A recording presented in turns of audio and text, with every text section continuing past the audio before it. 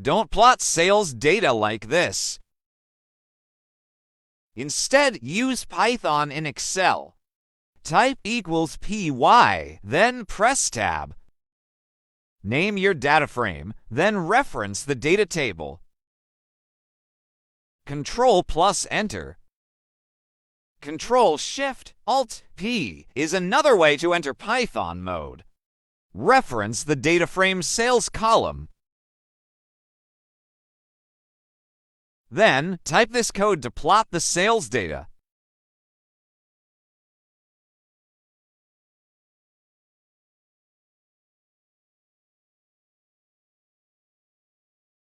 Control Enter.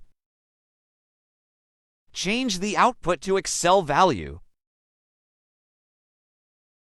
Switch to a line chart simply by changing bar to line.